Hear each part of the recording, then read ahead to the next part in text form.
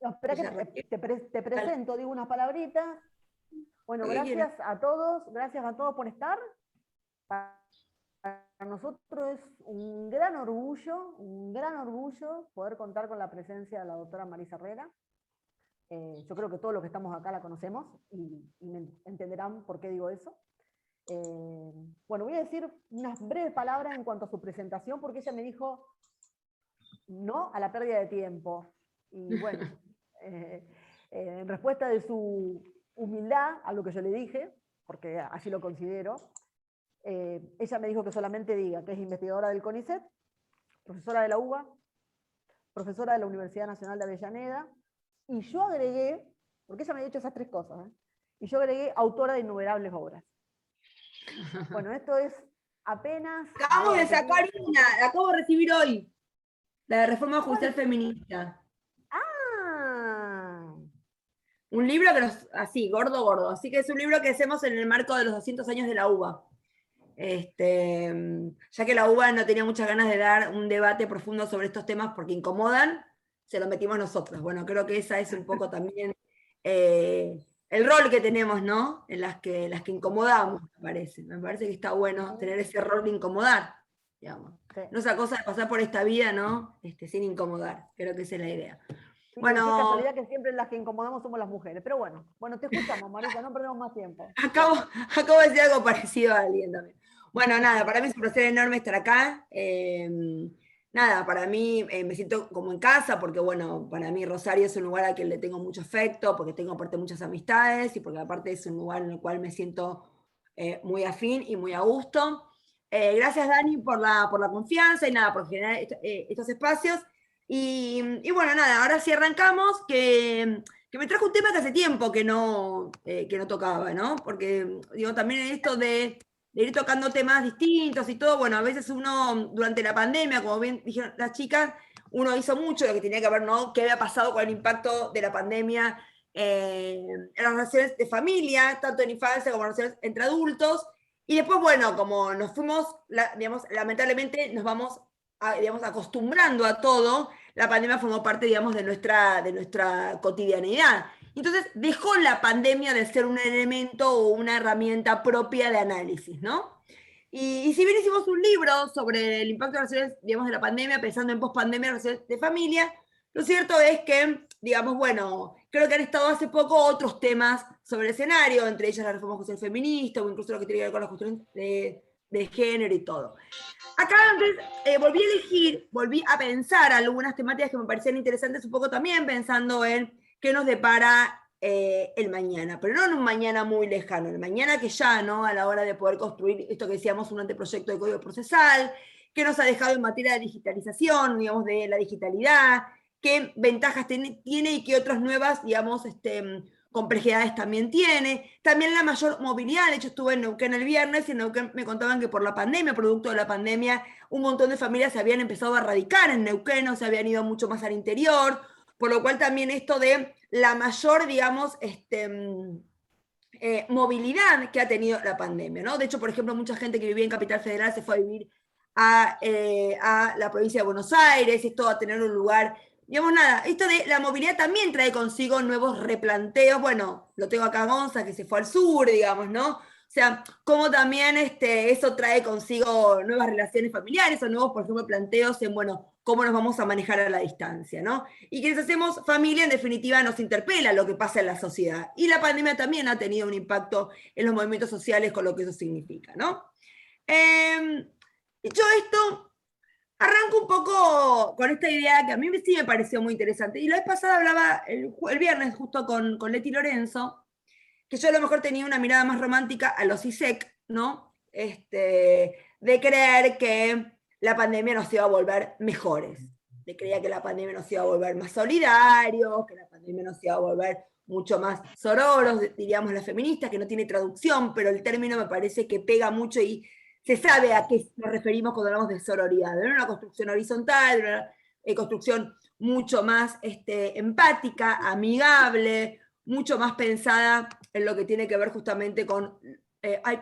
perdón, porque estoy admitiendo y no puedo hacer. ¿Alguien más puede admitir en vez de yo, así puedo dedicarme más acá? ¿Alguien más? Ah, Sí, bueno, gracias. preocúpate, Marisa, sí, sí. Genial. Entonces, y la verdad que Leti me decía, no, Marisa, salió lo peor de nosotros. Y es cierto, me parece que yo tenía una mirada romántica y hay que también trabajar con esto de esto que uno creía que nos iba a volver mejores y que en realidad también la mirada de hechos humanos se iba a profundizar, porque en definitiva tiene que ver con acompañar en esta cuestión de una mirada más empática. Entonces, uno tiene que preguntarse en esta lógica más realista, que tuve que perder el romanticismo, en dos planos. Lo que se ha visto y lo que aún no se dimensiona del impacto, ¿no?, que tiene el tema de la pandemia. De hecho, la vez pasada hablaba con gente que trabaja en temas de técnicas de reproducción humana asistida, y no dimensionamos estos 2 años lo que han tenido como impacto incluso las técnicas de reproducción, ¿no? El haber cerrado varios meses los centros, donde el tema de la edad es un tema importante de las técnicas de reproducción, incluso en el estrés que ha producido esto, en la infertilidad y un montón de cuestiones que hoy todavía están en estudio, ¿no? Que no logramos dimensionar el impacto que tiene la pandemia, incluso en materia de salud mental, ¿no?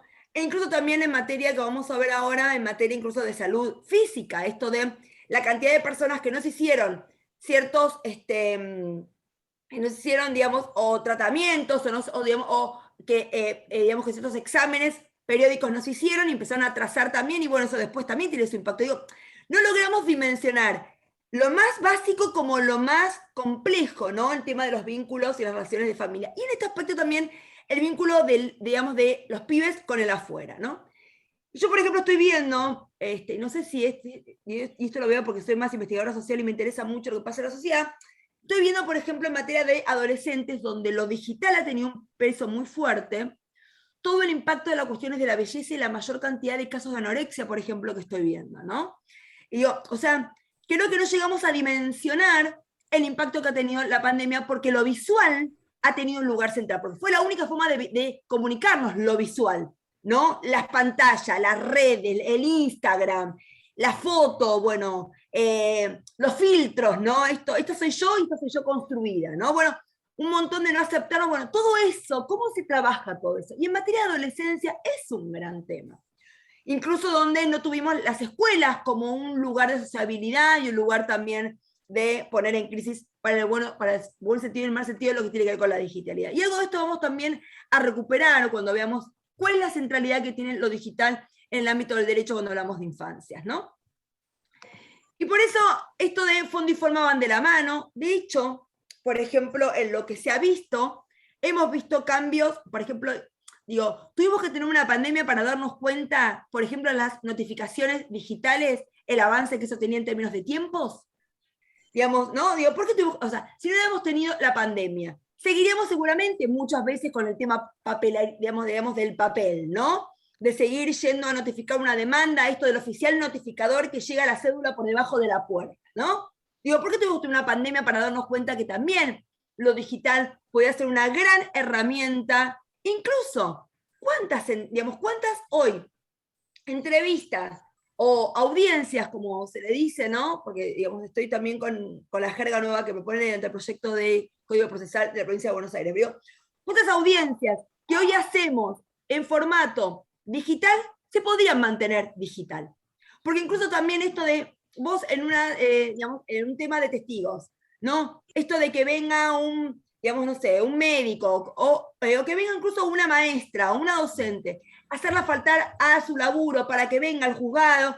Vos hoy en día lo haces por Zoom, 40 minutos, o sea, creo que hay cosas que han venido para quedarse también, ¿no? Yo creo que ahí está la clave de ir preguntándonos qué ha venido para quedarse porque realmente ha sido algo positivo y qué realmente es algo que nos ha perjudicado. Por ejemplo, las audiencias con los chicos vía telemática son muy complicadas, porque en realidad también es cierto que los chicos suelen estar con alguno de los progenitores que termina siendo justamente el tironeo, por lo cual cuánto de lo que dice el chico lo dice porque está delante o está ahí rondando uno de sus progenitores y cuánto lo dice realmente porque está libre por decir lo que piensa, ¿no? Eso en una audiencia, en el cara a cara, en la empatía que genera, incluso con los gestos, ¿no? Che, te hago una pregunta, ¿tenés el cordón desatado? ¿Para que te lo bato yo? Bueno, esas pequeñas cositas que la virtualidad no te permite, hace que tengas una empatía justamente con los chicos más chicos, ¿no? Entonces digo, a lo mejor también hay cosas que son irreemplazables y me parece que la gran pregunta es, ¿qué queda? Debería claramente modificarse porque la pandemia nos ha obligado a tener que modificarlo. En esto, la Organización Panamericana de la Salud, y digamos, en especial su directora, ha traído, no hace mucho, básicamente ahora en septiembre, justamente esto de cuál es el impacto, cómo los niños están afectados en la pandemia, ¿no? Digamos, esto de empezar a destinar fondos por parte de los estados, incluso los organismos internacionales, para poder profundizar cuál es el impacto en materia de infancia, de adolescencias, de la pandemia. Acá dice la directora de la Organización Panamericana de la Salud, afirmó que el COVID-19 ha impactado fuertemente la salud mental y física de los niños, niñas y adolescentes en las Américas, e instó a los países a tomar medidas específicas para protegerlos, incluida la reapertura segura de las escuelas.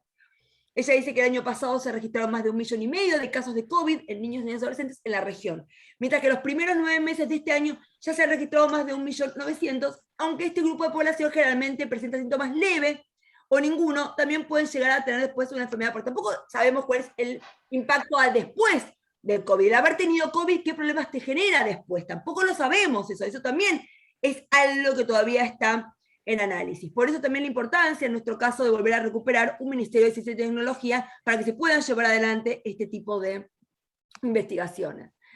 Y acá justamente agrega, los expertos coinciden en que la pandemia ha desencadenado la peor crisis educativa que hayamos visto en la región.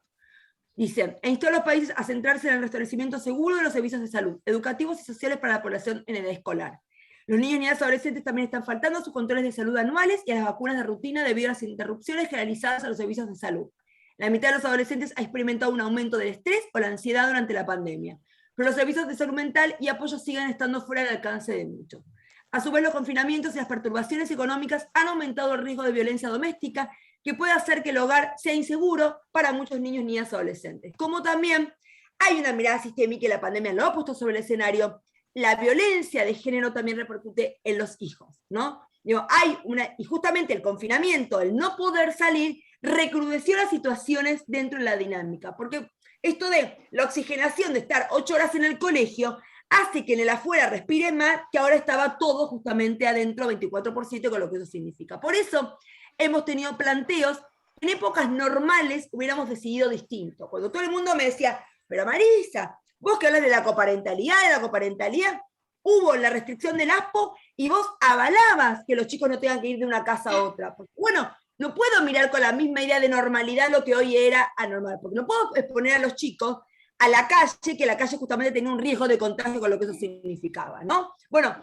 tuvimos que pensar en que por esta situación excepcional era mejor que los chicos se quedaran conviviendo con uno de los progenitores, ¿no? Y después sí, con el paso del tiempo, cuando esto se alargó más, ahí sí empezar a liberar, ¿no? Pero al principio, ¿cuál era? Bueno, los chicos que eran hijos de padres separados, que van de una casa a otra, terminaban perjudicando su salud más expuesta que el resto de los chicos. Bueno, ese planteo era algo para nosotros de ciencia ficción hace unos años. Y hoy, sin embargo, fue uno de los argumentos de peso, por lo cual tuvimos que cambiar nuestro chip a la hora de repensar qué es lo que es, digamos, en términos de sopesar la razonabilidad, qué es lo mejor para los chicos, digamos, en un contexto de anormalidad como ha sido la pandemia. Ayer salió, ustedes saben que UNICEF saca todos los años, en cada región, cuáles son las políticas principales, y acá sacó, una de las primeras que saca es en Europa. UNICEF Europa saca su trabajo de tema de el estado de la infancia en el 2021, ¿no? ¿Cuál es la situación de la infancia 2021 y cuál es la temática que le importa? Y justamente en Europa, que fue el primero de las regiones que sacó este trabajo, justamente se dedica a lo que tiene que ver con salud mental. ¿Alguien tiene un...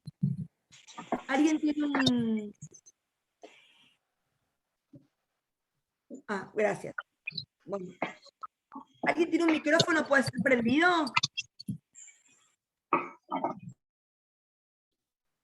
Gracias. Entonces, el estado de la infancia 2021 en Europa justamente se concentra en el concepto de salud mental, porque claramente lo que más nos empieza a perturbar en algún punto tiene que ver con la salud mental y el impacto en materia de salud mental de los niños, niñas y adolescentes, en especial de las adolescentes, en cuál es el impacto que ha tenido justamente todo este tiempo de confinamiento. Y acá agrega, ¿no? En este trabajo que es muy nuevo, muy reciente, salió ayer, dice, la pandemia de COVID ha revolucionado nuestro mundo, creando una crisis global sin precedentes en nuestra vida. ha creado serias preocupaciones sobre la salud mental de los niños y sus familias durante los encierros, y ha ilustrado de la manera más cruda cómo los eventos en el mundo en general pueden afectar al mundo dentro de nuestras cabezas. También ha puesto en relieve la fragilidad de los sistemas de apoyo a la salud mental en muchos países, y una vez más subrayó cómo estas dificultades recaen desproporcionadamente sobre las comunidades más desfavorecidas. También sabemos sobre la necesidad de niños y adolescentes de conexión, este tema, todo el tema de lo digital, y sabemos el terrible impacto de la pobreza, la discriminación, la marginación y la violencia doméstica pueden tener en la salud mental. Y si bien todavía queda mucho trabajo por hacer en el desarrollo de respuestas, ya sabemos la importancia de las intervenciones clave, como desafiar los estigmas, apoyar a los padres, crear escuelas solidarias, trabajar en todos los sectores, construir una fuerza laboral sólida en salud mental y establecer políticas que fomenten inversión y sentar una base sólida para la salud mental y el bienestar. Acá, y más, no es casualidad que una de las primeras planteos en la jurisprudencia, y eso se dio acá en Cava, es de un caso de un chiquito que tenía un tema, que es un chiquito con TGD, donde claramente el encierro en un lugar chico lo ponía muy mal, y ahí lo que hacen los padres, el padre básicamente inicia una acción de amparo para que le permita a la ciudad de Buenos Aires, aunque sea dar vuelta a la manzana durante tanta cantidad de horas durante el día, porque para el chiquito el impacto era peor el confinamiento, ¿no? Y de hecho hemos tenido también casos de chicos que venían de una escuela especial, o sea, en realidad era una escuela común, digamos, una escuela general, pero el chiquito, para insertarse en esa escuela, tenía una maestra integradora propia. Con la pandemia, la maestra integradora no podía ir a la casa, por lo cual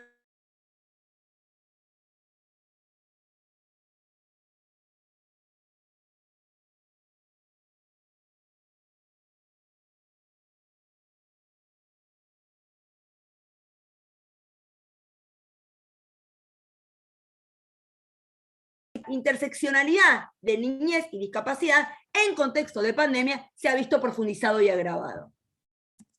Muy bien, cuando uno salió un muy buen trabajo este domingo en Tiempo Argentino, a raíz, ¿no? Digamos, también de lo que tiene que ver con el Día de la Madre, madres esenciales con sus hijos vacunados, un motivo extra para celebrar. Porque también es cierto que acá esto de ahí digamos, las mujeres, o sea, las políticas de cuidado quedaron sobre el escenario justamente a raíz de la pandemia, algo que ya sabíamos, que siempre estuvo, pero que la pandemia vino a profundizar y a colocar de una manera muy fuerte, como algo evidente.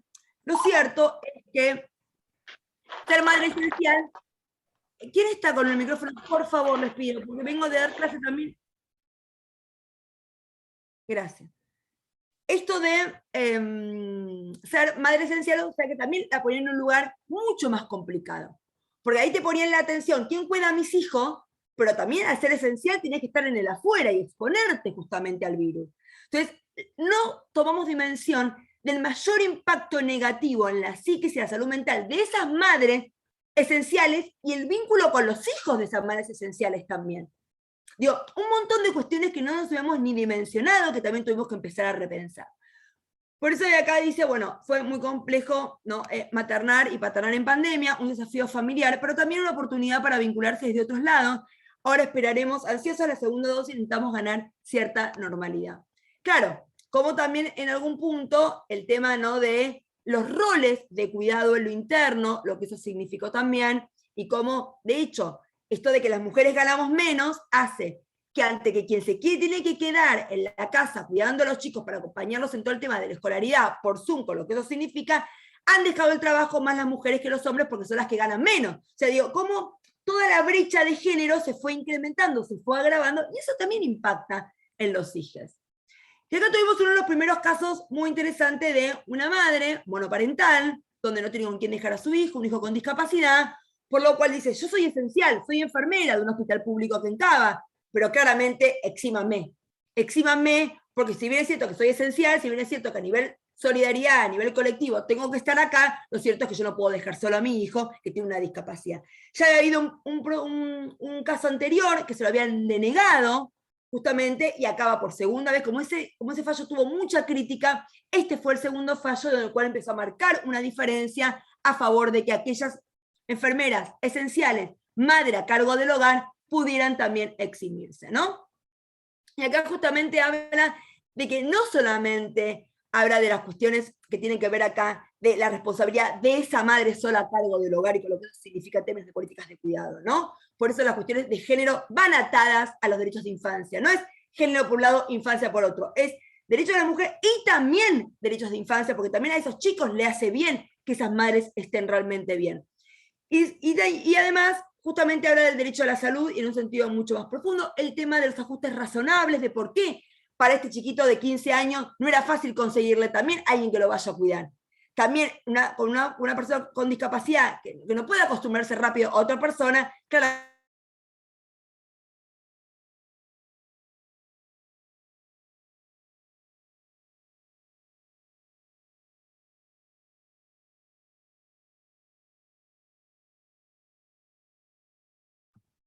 Alguien nos está muteando a todos. Bueno. Entonces, acá también habla de lo que tiene que ver con las licencias, y justamente con toda una modificación en términos de derechos humanos de lo que tiene que ver con las licencias. Lo que tiene que ver también con, justamente con el rol que tiene que tener el Estado como garante último de los derechos de las personas, en este caso también de la madre con respecto a su hijo, con un hijo con discapacidad, la cuestión de género como un lugar, como una mirada obligada, y por ende incluso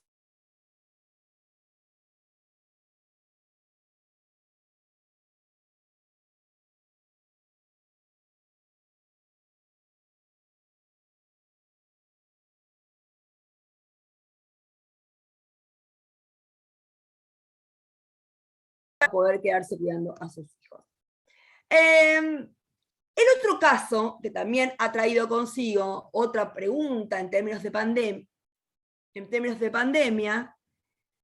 es la cuestión de la vacunación. Y la pregunta es, ¿qué pasa con los adolescentes y los niños que se quieren vacunar o no se quieren vacunar? Acá hay una diferencia. La vacunación del COVID no es obligatoria. La vacunación del calendario de vacunación es obligatorio. Digo un poco también para partir de dos presupuestos diferentes. De hecho, hemos tenido fallos de la Corte Suprema de Nación, que ha llegado a la Corte Suprema de Nación, un caso de Mar del Plata, en el cual era una familia ayurvédica que no quería vacunar a sus hijos por un tema de postura personal, no creen en las vacunas, y ahí claramente la asesora de menores tuvo que instar un proceso judicial para obligar a los padres a vacunar a sus hijos, ¿no? Esto de no me come, no, los hijos no son de los padres. Los padres tienen una postura ayurvédica, siendo adultos haz lo que quiera. Ahora, con tus niños, además, la vacunación no es un tema individual, es un tema colectivo. Que estén los chicos vacunados también hace de prevenir enfermedades entre los propios chicos, por lo cual no es un tema. Y algo de eso, de lo individual en clave colectiva, nos ha pasado con la pandemia. Lo que cada uno hace en términos individuales también tiene una repercusión en clave colectiva. Acá tenemos que recordar nada más y nada menos el artículo 26, que es el artículo justamente que habla de invasivo y no invasivo. Y acá, justamente en eso, tenemos esta idea de que la vacunación claramente es un procedimiento, digamos, médico no invasivo. De hecho, siempre quisimos aclarar muy bien la famosa resolución 65-2015 que hicimos en la última semana de Goyán durante el segundo gobierno de Cristina Fernández de Kirchner, cuando Goyán era ministro de Salud, una resolución, la 65/2015, en materia de salud, para aclarar qué se entiende por invasivo o no invasivo. ¿Por qué? Porque algunos que tienen una mirada resistente, digamos, que resiste a los cambios, a las modificaciones, te decían, invasivo es todo lo que incorpora al cuerpo. Si fuera así, tomo una vasoaspirina o tengo una vacunación, todo es invasivo. O sea, si yo todo eso es invasivo, no existe, no existe lo no invasivo en salud. Digo, pues todo es invasivo en salud. Sacarse sangre es invasivo, una vacunación es invasivo, todo es invasivo. Tomar un Ibupirac es invasivo, todo es invasivo si es lo que incorpora. Por lo cual quisimos aclarar muy bien que el concepto de invasividad y no invasividad está en consonancia con la idea de que ponga en riesgo justamente la salud o la vida de la persona, que es otra cosa distinta. Ahí ya voy ampliando el concepto de invasivo y no invasivo. Dicho esto, el artículo 26 nos obliga a tener que diferenciar tres tipos de categorías de infancia y adolescencia. El concepto de adolescencia es de 13 a 18, pero para el Código Civil en materia de cuidar del propio cuerpo, en sentido amplio, cuidar del propio cuerpo, cuerpo físico y también mental, y eso después lo voy a traer acá para otro tema, acá vemos que tenemos esta doble clasificación, de 13 a 16 y de 16 a 18. 16 a 18 es como un adulto, última parte del artículo 26 que puse antes, y de 13 a 16 está la idea del invasivo y no invasivo. ¿Qué es lo no invasivo? La vacunación es no invasiva. Solamente vale el consentimiento de la propia persona adolescente. Que son dos conceptos, y ahora vamos con CENAF por este tema, que una cosa es que los chicos vayan acompañados. Siempre es bueno que los chicos vayan acompañados. Como también si yo hoy me opero, está buenísimo que vaya acompañada de mi amiga, de mi marido, pero el acto jurídico vale si lo firmo solamente yo, aunque vaya acompañada de mi mamá, de mi papá, de mi hermana. Son dos temas distintos, estar acompañados como algo bueno desde el OPSI, de que el acto jurídico sirve y vale si lo firma ¿quién? Entonces, ¿a qué estamos hablando de acto jurídico? La pregunta es, ¿el acto jurídico de la vacunación es válido si lo firma quién? De 16 a 18 no hay duda alguna que al ser un tema del campo del derecho a la salud, la propia persona adolescente de 16 a 18. De 13 a 16, como es no invasivo, también. El problema es de menos de 13. Y acá tenés edad y grado de madurez. Si va un chico de 12 años, solo, que es un supuesto excepcional, porque en general los chicos no tampoco saben dónde se vacunan, pero pónganle que va un chico de 12 años, solo, un chico de un hogar, por ejemplo. Entonces, si el solo hecho de ir a vacunar hace presumir su madurez, porque la edad no es un elemento sine qua non, sí lo pusimos como presunción para el adolescente de 13 en adelante, pero no quiere decir que el de 12 años, 11 meses, 29 días no pueda nada. Lo que pasa es que a él no le cabe esta presunción de madurez que sí lo tiene de 13 en adelante. Digo, esto para poder entender la lógica que tiene el código. Muy bien. Acá, en la vacunación le pusieron otras franjas. Le pusieron de 12 a 17, porque el 17 en realidad es hasta 18, es hasta el día que cumplen 18. O sea, 17 años, 11 meses, 29 días, es menor de edad. Por eso le dicen 12 a 17. Y de 3 a 11. El de 12 a 17 le cabe esto que yo les dije, para no invasivo, en lo que tiene que ver con el consentimiento de la propia persona. Muy bien. Ahora, vamos a ir viendo algunas cuestiones. Otro tema jurídico es, ¿qué pasa? Y esto es para de 13 a 11, o sea, para los que están por debajo, por lo cual necesita el consentimiento, si es que puede consentir la persona menor de edad, más el asentimiento de uno de los progenitores o allegados. Acá la pregunta es, ¿este no es un hecho, un acto jurídico del 645, es obligatorio el consentimiento de ambos progenitores? Yo con que vaya sola, con mi hijo de 5 años, ya está. No hace falta que venga el padre. No es un acto jurídico que necesita el consentimiento de ambos. No lo dice el 645. El 645 es de interpretación restrictiva. Es solamente los casos que enumera el 645. No es para irse del país, ni para entrar en ninguna, digamos, o sea, por lo cual no es para alimentación de bienes, ni disposición de bienes, por lo cual no es así. Por lo cual, con que uno solo vaya, ya está bien. ¿Qué pasa? La Defensoría, la DEFE, como se llama, de la Defensoría Nacional de Niñez, Adolescencia y Familia, la Defensoría Nacional de Niñez, de Niños, Niñas y Adolescentes, de la Ley 2661, que crea la Ley 2661, que se designó hace ya un año y pico, o se puso en funcionamiento hace un año y pico, casi 2, acá dice justamente la defensora de los derechos del niño, tal como lo sostuvo ante el inicio de la campaña de vacunación y para adolescentes, considera de suma importancia para la protección del derecho a la salud, digamos, el avance de la inmunización contra el COVID de la población de niñas. Dice, así como lo sostengo para adolescentes, que es algo positivo que se vacunen, también lo tengo dicho, o lo digo ahora, para niños de 3 a 11 años. A mí, en principio, no me gusta que se hable la defensora. Me parece que es la institución la defensoría. Pero bueno, es algo personal, es algo particular que me parece a mí que no hay que hablar en primera persona. No es uno la institución. Uno es la persona que dirige una institución, pero me parece que uno no es la institución. Pero bueno. Y acá habla justamente que, digamos, acá, ¿no? La mayoría de las niñas y adolescentes pasan la enfermedad del COVID de manera asintomática, con pocos síntomas. Este dato ha hecho que en muchas ocasiones se desestime lo que puede suponer para esta población al pasar por el COVID. Sin embargo, la Sociedad Argentina de Pediatría manifestó en un comunicado que aunque la población pediátrica haya demostrado no ser la más afectada en el marco de la actual pandemia, los niños y niños pueden enfermar, o sea, digamos, pueden transmitir justamente la enfermedad, y en algunas situaciones desarrollar formas graves de la enfermedad y complicaciones posteriores. Por lo cual, acá da datos de la cantidad de chicos que fueron positivos, de 0 a 17, 203.000, cuántos han fallecido, o sea, tiene datos estadísticos. ¿Qué es lo que yo le critico a este comunicado de la DEFE del 12 de octubre? Dicen, los y las adolescentes de 13 a 17 pueden vacunarse sin otra autorización más que su decisión. Perfecto, interpreta como nosotros el 26, que es un acto no invasivo, por lo cual lo puede hacer el propio adolescente sin ninguna autorización de nadie. Pero aclara, de 13 a 15, o sea, dentro de esa franja de 13 a 17, aclara que de 13 a 15, si los padres se oponen, por lo cual pareciera que puede ser ya cualquiera de los dos, porque tiene que ser como los dos, debe iniciar una causa judicial. N-O. La defensora de niñez me dice, está burrada, una cosa que es insólita. ¿Cómo voy a judicializar cuando hoy el propio artículo 26 me dice que cualquier conflicto que haya lo debe resolver el ámbito médico, porque lo que no se quiere es no judicializar?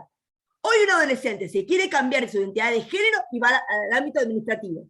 Hoy alguien quiere abortar siendo adolescente y va al ámbito administrativo. Y acá le pongo para la vacunación. Si los padres se oponen, ¿los padres se oponen? Si no está diciendo en el párrafo anterior que solamente basta su decisión. Es contradictorio decir abajo que si se oponen tienen que ir a una causa judicial. Si se oponen, besis. Pero el chico se vacuna porque el chico es autónomo y es su derecho a la salud del chico. ¿Cómo le vas a exigir que si los padres se oponen vaya a judicial? ¿Y no decías antes que con la decisión de la propia persona adolescente ya estaba? Es una contradicción decir esto. Y es un problema, porque si ella llega a pensar así en esto, ni me quiere imaginar qué pensará en aborto. Y yo estoy viajando mañana a Resistencia, porque justamente tenemos los equipos médicos de salud que quieren que cuando se trata de un adolescente de 13 y 16, firme la asesora de menores para poder abortar. Y eso está mal, porque eso no es lo que quiere la ley de IBE. Ojo con esto, porque el principio de autonomía progresiva nos costó muchísimo poder hacerlo entender y poder avanzar al respecto. Dice 16 a 17, son tratados como adultos, no me está diciendo nada nuevo. Las niñas y adolescentes deben contar con el consentimiento de su madre, padre o tutor. Y está mal. El 59 del Código Civil y Comercial habla de la figura del allegado, que es también la figura del referente afectivo del artículo 7 del decreto reglamentario 415 del año, vemos que reglamenta el 1961. No es solamente madre, padre o tutor, también es el allegado o referente afectivo. Por lo cual está mal lo que está diciendo esta resolución de la DEFE. Y si un progenitor no quiere y otro no, cuando se trata de personas menores, entre 13 y 11 años, esa franja que necesita el consentimiento, al asentimiento o el consentimiento de los progenitores, o del allegado y todo, y uno se opone y otro no, como todo conflicto ante la oposición, sí lo resuelve ahí la justicia. Por eso en estos supuestos específicos de cuando se trata de chicos, y no los casos que estamos hablando de adolescentes. Muy bien, digo un poco para ir viendo cómo la pandemia viene a reavivar algo como la vacunación por COVID, que tiene características distintas a la vacunación general, porque justamente no es una vacunación obligatoria, por lo cual, si un chico de 15 años no se quiere vacunar y los padres sí quieren, los padres no pueden obligarlo. En todo caso, habrá que preguntarse por qué, como a ver, si un chico de 16 años no se quiere casar y los padres sí, no lo vas a obligar a casarte. Bueno, es un derecho personalísimo. Por lo cual, si aceptamos que los chicos son autónomos y tenemos el principio de autonomía progresiva en términos más democráticos, bueno, en todo caso, hacerles saber por qué es importante para el chico que se vacune, por qué es importante, o sea, hacer todo un trabajo no jurídico que tiene que ver con la cuestión, digamos, socioafectiva de por qué es bueno para el chico, pero no puedes obligar a vacunarte. No puedo ir con la policía a que lo agarre al pibe y que lo lleve al vacunatorio para que lo pinchen. No se puede hacer eso.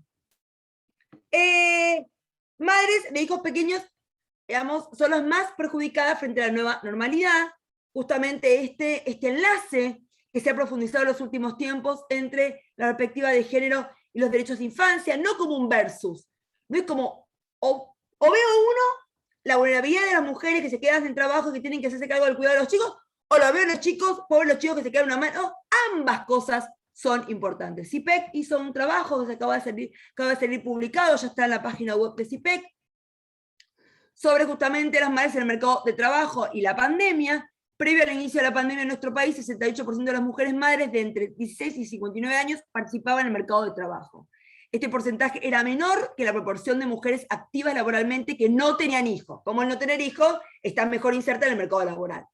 Además, la tasa de actividad de las madres declinaba significativamente cuanto más y más pequeños fueran los hijos. En el caso de los varones, la tenencia de hijos generaba un efecto opuesto. El 97% de los padres participaban en el mercado de trabajo, mientras que este porcentaje descendía a 90% para quienes no lo eran. La crisis sociosanitaria implicó un retroceso en la participación laboral de todas las personas. En el segundo trimestre del 2020, la tasa de actividad de las madres cayó 11 puntos porcentuales respecto a fines de 2019, solo un punto por encima de la caída para el promedio poblacional. No obstante, dado que ya se partía de un nivel menor de participación laboral, esta caída implicó un retroceso proporcionalmente mayor para las mujeres con hijos. La participación de las mujeres sin hijos en el mercado de trabajo, en cambio, siguió un patrón similar al de los padres. La reactivación económica a partir del tercer trimestre del 2020 se tradujo en una progresiva recuperación de los indicadores agregados de empleo. Sin embargo, este repunte no fue igual para todos. Las mujeres madres de niños pequeños tuvieron una recuperación significativamente más lenta que el resto. Así, la maternidad, en especial cuando requiere mayor demanda de cuidado, parece correlacionarse con la severidad de las consecuencias negativas de la pandemia. Este impacto directo en el mercado laboral termina perjudicando de manera evidente a las mujeres de hijos, en especial más chicos, que son los que necesitan más cuidado y más atención por parte de los progenitores. Por eso, cuando el código habla de la coparentalidad como una cuestión pedagógica, es claro un gran compromiso que asume el código a los fines de ir cambiando estereotipos de género en lo que tiene que ver con el cuidado de los hijos. Como dijimos, la pandemia trae dos grandes temáticas: la violencia de género y las políticas de cuidado. No por casualidad, las políticas de cuidado están hoy en la agenda pública y la violencia de género también, obviamente, está en la agenda pública, más allá de que uno pueda no estar de acuerdo con ciertas políticas, o uno pretendía que haya menos política del PDF y más política del territorio, como lo digo yo para sintetizarlo. Me parece que eso también hay algo al respecto. Pero bueno, más allá de eso, la pandemia también ha retrasado la posibilidad de hacer mucho más territorio. Y los derechos de infancia claramente están consustanciados y vinculados con ambas cuestiones. Tanto la violencia de género repercute negativamente en los niños, como las políticas de cuidado comprometen y repercuten de manera negativa también en los niños. Por lo cual hay las dos temáticas muy grandes que se ponen en términos de género también repercuten en materia de derechos de infancia. Y esa visión sistémica que hay que tener más compleja y más profunda a la hora de analizar este tipo de problemática. El año pasado salió un informe muy bueno entre la Dirección de Género del Ministerio de Economía, a cargo de Mercedes de Alessandro, conjuntamente con UNICEF, donde justamente habla del impacto del trabajo informal y de la pérdida de trabajo. Y acá traigo, pero que se escuche, no sé si lo vieron, es algo muy, cortito, pero que parece interesante porque vean quién responde y quién se hace cargo más de esta nena, ¿no? A ver si escuchan. Que hicimos pozo ciego. Hicimos pozo ciego. Tenemos un manito, lo tiraron todo, destruyeron todo. No. ¿Y ahora cómo vamos a hacer nuestras decisiones? Nosotros no podemos decir cuando lo están destruyendo todo y nosotros gastando plata para hacer todo. Rodo. Nos destruyeron el único dinero que teníamos, lo destruyeron y a eso a mi mamá le costó más de $1. La plata no cae del cielo, sino que vayan y le compren ellos. Que ellos nos den una casa si quieren que nosotros estemos bien. Aparte, ¿por qué no esperaron que venga la prensa y que vean cómo la condición en la que nosotros vivimos? En ningún momento me hablaron. En ningún momento me hablaron. Sí, en mi pasó. Bueno, ¿qué edad tiene? La nena tiene 8 años. Cansada de esta situación. Como un adulto, está sufriendo. ¿Por qué? Porque ya conocemos los paradores. Hace años salí de un parador, me dieron una habitacional. A mí me parece, importante, o por lo menos... perdón. Este video muy chiquito, esto pasó en el desalojo de la Villa 31 acá en Cava, en la ciudad de la furia, en la ciudad de mayor, dinero, de mayor presupuesto que tiene la ciudad de Buenos Aires. Pero no es eso, lo que acá quería un poco retomar es quién habla con esa nena y quién sale en defensa de esa nena, su mamá.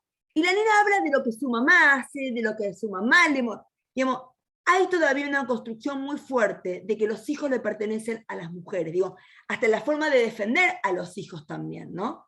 Digo, creo que todavía tenemos una teoría y una legislación que habla de coparentalidad, que habla de... Sin embargo, en la práctica tenemos una sociedad y una cultura donde el tema de las políticas de cuidado y la idea de la mayor responsabilidad en cabeza de las mujeres sigue siendo eso algo muy importante. Entonces digo, ahí tenemos como un choque propio, ¿no? A la hora de diseñar políticas públicas, si hacemos algo de coparentalidad o en realidad acompañamos a las mujeres porque justamente ellas son las que van a tener que llevar adelante este tipo, ¿no? de acciones en protección de sus hijas, ¿no? Te digo, digamos, como que estamos en un momento donde tenemos esa tensión muy fuerte, si hacer políticas de contención y acciones afirmativas en favor de las mujeres y no tener miedo de que eso siga no pudiendo salir nunca de esta preferencia y de esta, digamos, lugar o rol principal que tienen las mujeres. Hay ahí, me parece una contradicción que es más difícil de poder salir. Estamos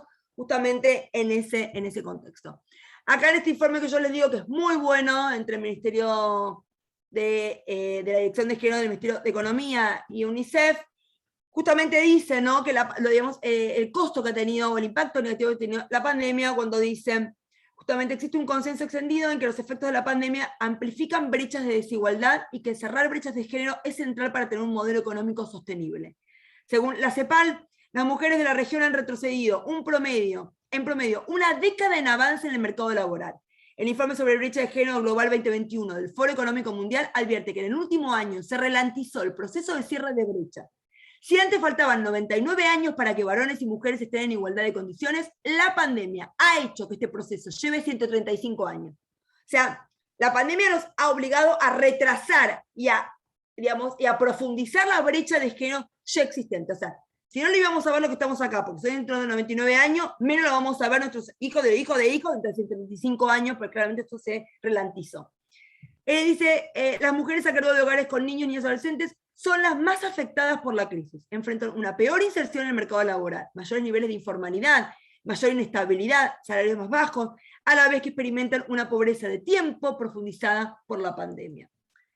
Y por eso mismo se empezó a analizar de manera mucho más concreta, y de hecho hay algunos proyectos de ley que estamos justamente ahora revisando, en lo que tiene que ver con cómo modificar o cómo simplificar los procesos de alimentos, pero justamente también al considerar que el cumplimiento alimentario no solamente implica una violación al artículo 27 de la CDN, de la Convención de Derechos del Niño, sino también automáticamente una violación a la CEDAW, y lo que tiene que ver con la cuestión de género, bueno, esto hace que algunos proyectos de ley, uno en Senado y otro en diputados, propongan de manera expresa, receptable a 26.85 en materia de violencia de género, el artículo que habla de la violencia patrimonial o económica, que el incumplimiento alimentario constituye una violencia de género. Por lo cual también acá esto amplifica, profundiza o hace mucho más gravosa lo que es el incumplimiento alimentario. Acá tuvimos, la pandemia nos ha obligado, en algún punto, a pensar en estrategias y cómo también, así como se han aumentado las cuestiones de violencia, también han aumentado las cuestiones de alimentos, y no es casualidad. Acá tenemos este fallo muy interesante del juzgado de familia de Tigre, donde justamente es una mujer que debido al ASPO tuvo que quedarse con su hijo un montón de tiempo, 40 días, digamos 24/7, y eso implicó más gastos, implicó también tener una computadora más, implicó también tener un buen acceso a internet, implicó también, digamos, más comida, implicó todo, por lo cual le pide alimentos extraordinarios al padre de su hijo. Acá el padre de su hijo dice, y ella pide 25.000 pesos, que es la mitad de la cuota alimentaria ordinaria que viene cobrando. Acá obviamente el señor dice que de ninguna manera, que en realidad donde comen uno, comen dos, en especial si es un hijo de 5 años. Es interesante, porque ya ahora los argumentos que das también tienen un costo. Porque la jueza le va a decir, usted es un machirulo, porque usted no puede decir impunemente que encima se hizo cargo de su hijo durante 40 días, 24/7, que donde comen uno, comen dos, ninguneándola. Eso también tiene un costo en lo que tiene que ver con, no puede decir cualquier cosa, ¿no? Y eso también antes pasaba, ¿cuántos argumentos que uno decía, incluso las demandas por divorcio culpable, ¿no? En materia de infidelidad, en materia, digamos, de homosexualidad, decían cosas terribles que hoy ya a uno le espantaría saber las cosas que se hacían. Bueno, también en algún punto ya no todo vale en esto de defender a alguien en un caso, ¿no? La jueza dice claramente, bueno, si bien no se encuentra expresamente legislado, el tema de la cuota extraordinaria de alimentos, lo cierto es que hay que hacer una visión justamente sistémica del Código Civil, lo que tiene que ver con las tareas del hogar, y por eso el reconocimiento del trabajo de las tareas del hogar tienen un valor económico, y eso también ha sido un gran aporte en materia no solamente alimentaria para los hijos, sino también en materia alimentaria, lo que tiene que ver con el reconocimiento de las mujeres en su pago en especie, por decirlo de una manera. Justamente habla de que la pandemia por COVID también, ¿no? Y las limitaciones que ello trae, justamente la crisis sanitaria nos impone un nuevo modo de relacionarnos y la restricción de ciertos derechos en pos de proteger uno de los bienes más preciados, que es la salud. Entonces dice, con respecto a esto, dice, bueno, el señor habla de cuestiones formales, que no tiene ticket, por lo cual como venía a pedir algo si no tiene ticket, posicionándose en una actitud confrontadora y de conflicto. Trae nuevamente a colación cuestiones vinculadas a la comunicación, que está en otro expediente, dice, y no demuestra ningún tipo de empatía y comprensión de la situación excepcional generada por la pandemia. Y algo fundamental a tener en cuenta a la hora de resolver este diferendo, no niega que los ingresos de la señora han mermado porque ella realmente trabajaba freelance, y en un contexto de pandemia, claramente, su propia caudal económico ha bajado. Y que él no tenga ni empatía, ni, digamos, por eso también hace algo que debe ser repensado. En base a la necesaria perspectiva de género que debe adoptar la magistratura, impartiendo una justicia igualitaria que abandone los estereotipos de una sociedad patriarcal, superando las discriminaciones por género, la cuestión no puede reducirse a analizar los gastos de ticket.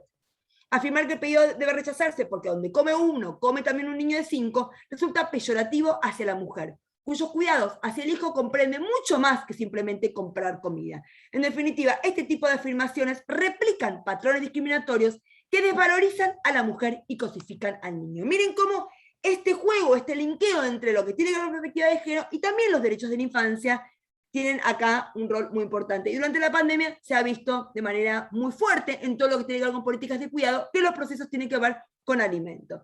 Lo único que no comparto el fallo es que no le hace lugar a los 25.000 que ella pidió, sino 15.000, sin decir por qué le rebaja el pedido de ella de 25 a 15, ¿no? Pero digo, más allá de eso, el fallo, la verdad, que es un buen fallo.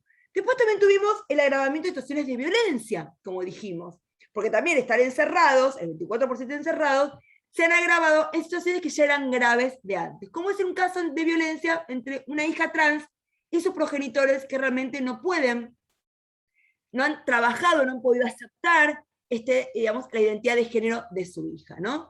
A raíz de eso ya hay denuncias por violencia, por lo cual también, no solamente hay denuncias por violencia, lo que tiene que ver con los progenitores, sino que también incluso el propio juzgado dice que las instituciones locales no incurran en violencia institucional, porque también las propias instituciones locales, justamente ante una niña trans, ante un adolescente trans, era un comportamiento muy hostil, muy contrario, muy discriminador con lo que eso significa, ¿no?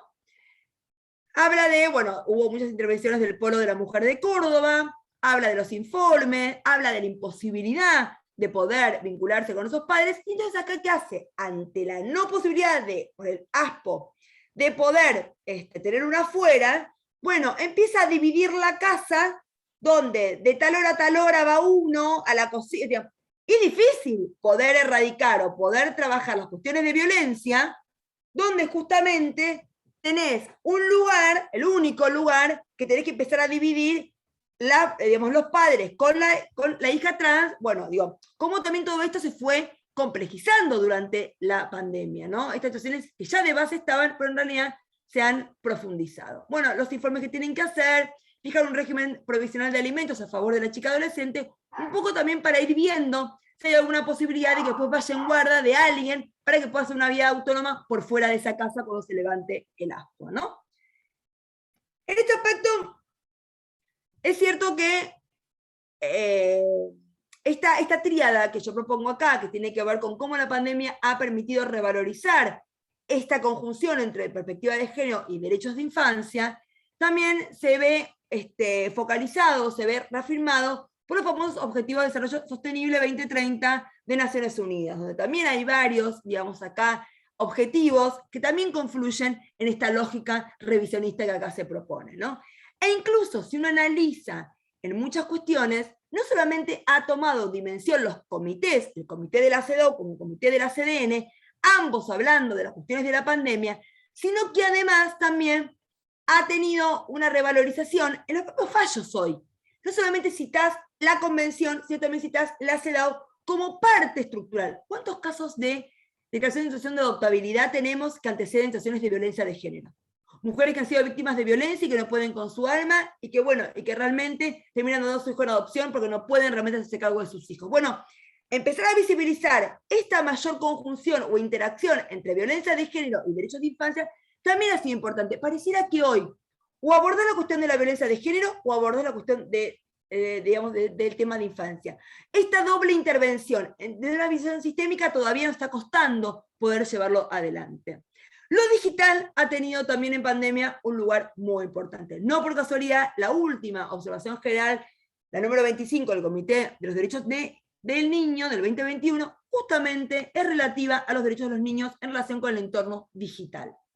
En este aspecto, claro, uno dice, ¿cómo lo digital para lo bueno, o sea, porque los chicos han podido seguir conectándose con el afuera a través de lo digital, pero también es cierto que todo el tema del bullying, que también es cierto que el ciberbullying, también es cierto que la violencia, lo que los chicos a lo mejor no se animan a decirse cara a cara, y terminan diciendo por las redes con lo que eso significa. ¿Cómo se trabaja en las escuelas justamente todo el tema de la no violencia entre pares, y qué lugar tiene lo digital para poder evitar todo esto? Me gusta a mí esta observación, que es una de las primeras observaciones que parte de la idea de haber consultado a los chicos, ¿no? Dice, los niños consultados para la presente observación general señalaron que las tecnologías digitales eran esenciales para su vida actual y para su futuro. Por medio de la tecnología digital podemos obtener información de todas partes del mundo. La tecnología digital me permitió conocer aspectos importantes de mi propia identificación personal. Cuando estás triste, Internet puede ayudarte a ver cosas que te alegran. Digo, ¿cómo el Comité de los Derechos del Niño hace carne esta idea de que los chicos sean protagonistas, y en su propia, ya ahora, observaciones, hay un proceso previo de consultar a los propios protagonistas para ver qué piensan sobre estos temas? Parece que también es la coherencia entre lo que se dice, se hace y se escribe en algún punto, por lo cual celebro que el comité de la CEDAW haya sacado una observación donde le ha preguntado a los chicos qué piensan sobre el entorno digital. Acá todavía tenemos una gran deuda pendiente de cómo uno construye o diseña políticas públicas para adolescentes y para niños con la intervención o la no intervención, porque eso es lo que prima, de los chicos en la construcción de esas políticas públicas, ¿no? Esto es que decimos de ser protagonista o de participar en el propio diseño de las políticas públicas. O en otras palabras, como lo vemos también en discapacidad, nada de nosotras sin nosotras, bueno, acá sería nada de ellos sin ellos, ¿no? En algún punto cuando uno construye en materia de infancia. Acá también dice, los estados partes deben hacer del interés superior del niño una consideración primordial a la hora de regular la publicidad y la comercialización dirigidas accesibles a los niños. El patrocinio, la colocación de productos y todas las formas de contenidos con fines comerciales deben distinguirse claramente de todos los demás contenidos y no deben perpetuar estereotipos de género o de raza. Acuérdense, no hace mucho, esta publicidad para el Día del Niño, ¿no? Con C de campeón, ¿no? Y es un tipo, digamos, es un chico con algo que es bien masculino, y con C de cocinera, y es una cocinita, ¿no? Para regalarle a los chicos, a las niñas, para el Día del Niño de Carrefour. Bueno, ya esto hoy sería una publicidad que justamente perpetúa estereotipos estereotipos de género, con lo que eso significa en términos de deconstrucción, reconstrucción, en términos de igualdad de género, también desde el ámbito social, sociocultural. Y acá también incluso, ¿no?, el lugar que ha tenido esto de los límites, o lo que tiene que ver, bueno, esto era un chiste, no, ya no es un chiste, ya esto tampoco va como un chiste, ¿no? Esto no quiero tu piropo, quiero tu respeto, esto también, ¿no? Que en algún punto el acoso laboral, el acoso sexual, el acoso también callejero, bueno, todas esas formas de acoso que antes no eran visibilizadas y hoy sí lo son, también es importante que sean pautas de convivencia que se puedan enseñar en la escuela, que es el ámbito claramente más preventivo. Y acá dice también, ¿no?, la propia observación general, los estados partes deben adoptar medidas legislativas y administrativas para proteger a los niños contra la violencia en el entorno digital, incluida la revisión periódica, la actualización y la aplicación de marcos legislativos. La pregunta es, ¿está la Argentina a la altura de las circunstancias, habiendo regulado ciberbullying y distintos tipos de delitos que a lo mejor no deberían estar en el Código Penal, no debería haber una reacción penal, sino debería ser justamente una intervención en, por ejemplo, en la ley de violencia de género, empezar a visibilizar estos tipos también de violencia digital, ¿no? Y cuando uno básicamente profundiza sobre eso, tuvimos uno de los tantos casos que hemos tenido, que justamente la pandemia ha recrudecido, porque como no tengo el ámbito escuela, y el ámbito escuela se trasladó al ámbito digital, bueno, acá también tenemos un caso donde una madre, digamos, los padres de una chiquita, inician una medida autosatisfactiva a los fines de que un chico, un compañero de colegio, deje de hostigarla en forma digital a esta chiquita, ¿no? Acá los nombres son cambiados, obviamente, por lo cual es un caso de ciberbullying o ciberacoso, como se le dice. Acá, bueno, Camila se encuentra en una situación de extrema vulnerabilidad, y son los progenitores de la víctima y del victimario quienes deben extremar las conductas protectivas, porque claro, cuando vos tenés un tema en el colegio, acá los principales es el sistema educativo, pero cuando vos lo tenés en las escuelas a través del Zoom, desde lo digital, bueno, acá también la responsabilidad de los padres es mayor. Esto que se llama acá la corresponsabilidad digital, justamente en lo que tiene que ver con, bueno, con el rol de los padres, en lo que tiene que ver con todo el trabajo en lo digital, y qué es lo que los chicos ponen, lo que los chicos también llevan adelante desde las redes, ¿no? Entonces se resuelve saber a Camila que podrá hacer los estudios del juzgado cuando quiera, pero acá también fue todo digital, porque fue durante la pandemia, donde recién empezaban también acá ya a ver, obviamente, entrevistas por Zoom y todo, pero a pesar de eso la jueza le dice, puedes verme al juzgado cuando quieras, intimar a los progenitores de Roberto, supervisar las comunicaciones que su hijo realice por todo medio telemático, y acá decís, bueno, el derecho a la privacidad de este chico, pero acá también tenés algo, digamos, una sentencia judicial que te limita eso en pos del derecho de la víctima. Establecer la prohibición de contacto por cualquier medio de ellos dos, bajo percibimiento del incumplimiento de multa. También hacer saber al director del colegio, porque el director del colegio no sabe nada de todo esto, por lo cual también que se noticien, porque el tema es cómo trabajan este tipo de violencias que pasan en lo digital, que a lo mejor la escuela no lo sabe, y citar a los progenitores de la niña y del niño a una audiencia, y dar intervención al servicio de protección integral. Bueno, esto que también, esto que decía la observación general 25, de cómo lo digital también es pasible de incentivar y de permitir situaciones de violencia, bueno, eso cómo se traslada incluso al abordaje en la justicia. Acá traigo un tema, y bueno, ya voy un poco cerrando por un tema de tiempos, un fallo que todavía no está publicado, que también hace del agravamiento de los tiempos, en un caso de restitución internacional, donde en el medio hubo pandemia, ¿no? Ya si de base la restitución internacional es un tema complejo, porque bueno, es alguien, los típicos casos, ¿no? Una pareja de argentinos que se fue a vivir al extranjero, ahí tienen sus hijos, etcétera, se separan, uno dice, che, me voy por las fiestas a Buenos Aires, o me voy por las fiestas a Rosario, me voy por las fiestas y después no vuelve, y ahí la persona viene a pedir la restitución internacional de sus hijos. Con el tema de que acá pasaron 4 años, o sea, digamos, como que la restitución se hizo en 4 años, y acá el tiempo termina sentenciando. ¿Cómo es el caso? Un caso de Belén Miñón, ella es jueza de familia en Córdoba, una jueza muy comprometida con los derechos de infancia y también con la mirada de género.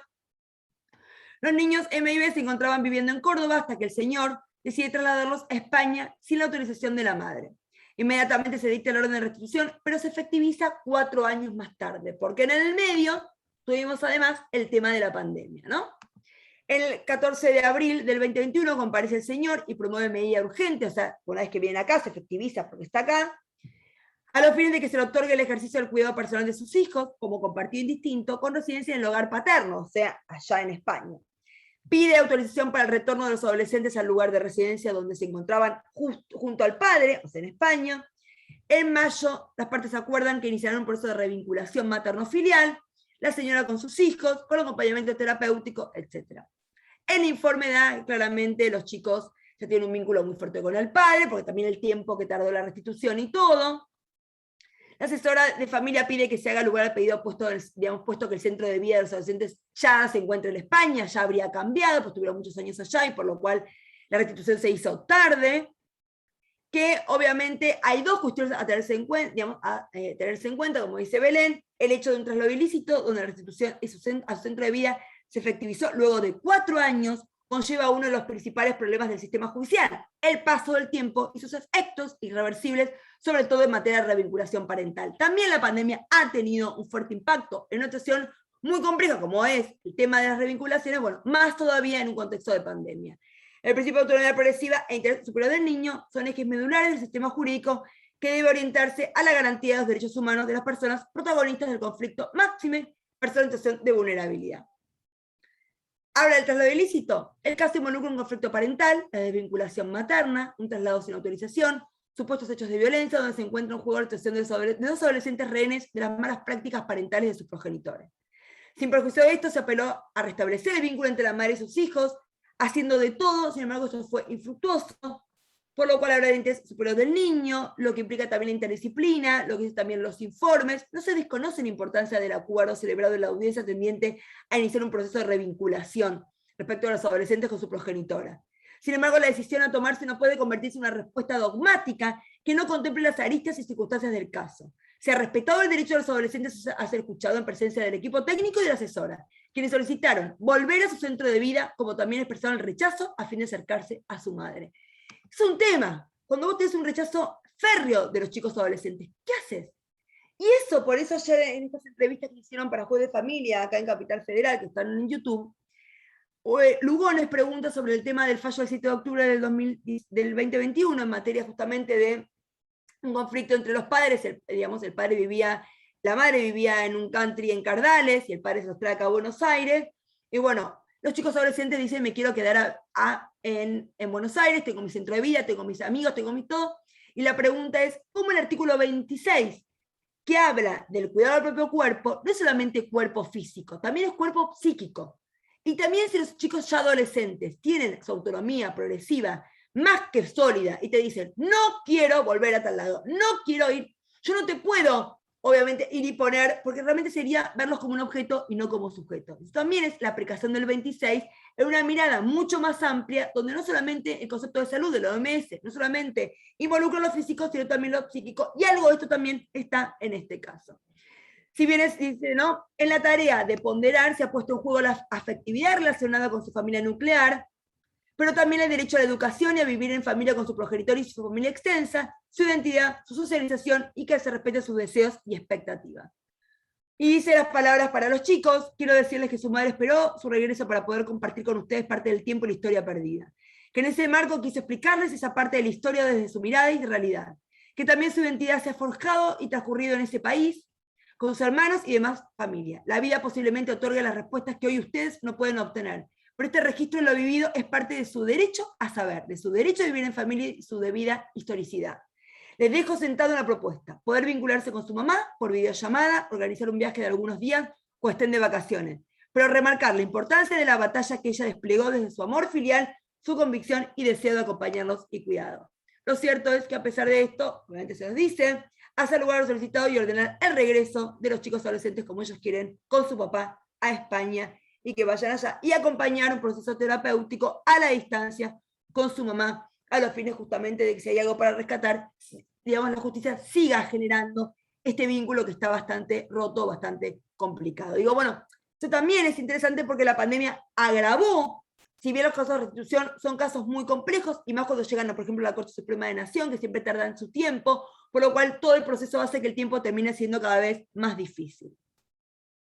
Como dijimos, el código tiene algo que me parece que es importantísimo, que es el 706, los principios generales, y el anteproyecto del Código Civil y Comercial de Santa Fe también repite, retoma, reitera los principios generales de los procesos de familia cuando regula procesos de familia en el anteproyecto. Me parece que ha sido una muy buena apuesta que hizo el Código Civil y Comercial de haber explicitado cuál es la base mínima del proceso de familia. Esta idea de fondo y forma van de la mano. Yo necesito tener un piso mínimo, esté la que acá en Rosario, en Buenos Aires, que hace justamente al procedimiento como parte del fondo para que los derechos realmente se efectivicen, ¿no? Y justamente acá están, digamos, duplicados o replicados, mejor dicho, con algunas diferencias en el 163 del anteproyecto, que muy bien les digo. El día de hoy hay 6, el primero ha sido el de Córdoba, el segundo ha sido el de Mendoza, el tercero ha sido el de Río Negro y el sexto ha sido el de Corrientes. El de Corrientes es el último, donde recepta el concepto de flexibilidad de la forma. Si hay algo que ha atravesado los procesos de familia durante la pandemia, ha sido este principio de flexibilidad de la forma, siempre atado a esta idea de la satisfacción de un derecho de fondo, y eso también es importante. Por lo cual, acá, y con eso sí voy cerrando por un tema ya de tiempos, es si también la pandemia ha puesto sobre el escenario una falencia. Ante la imposibilidad de que haya normalidad, una figura que estuvo muy silenciada y muy, digamos, dejada de costado ha sido la figura del abogado del niño.